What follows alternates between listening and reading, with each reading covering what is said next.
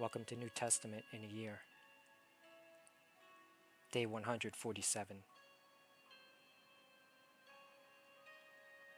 And continuing in John 9. A second time they summoned the man who had been blind. Give glory to God by telling the truth, they said. We know this man is a sinner.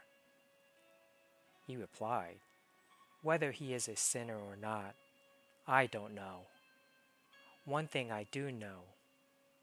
I was blind, but now I see. Then they asked him, What did he do to you? How did he open your eyes? He answered, I have told you already, and you did not listen. Why do you want to hear it again? Do you want to become his disciples too?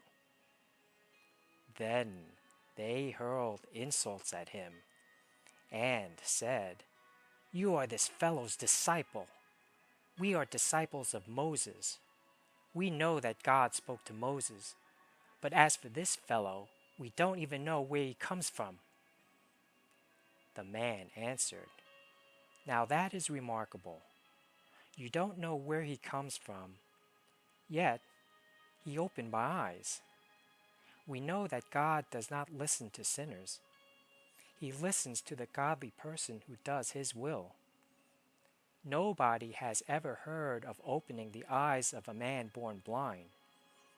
If this man were not from God, he could do nothing. To this they replied, You were steeped in sin at birth. How dare you lecture us? And they threw him out. Jesus heard that they had thrown him out, and when he found him, he said, Do you believe in the Son of Man? Who is he, sir? The man asked. Tell me, so that I may believe in him.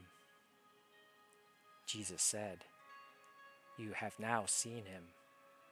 In fact, he is the one speaking with you. Then the man said, Lord, I believe. And he worshipped him. Jesus said, For judgment I have come into this world, so that the blind will see, and those who see will become blind.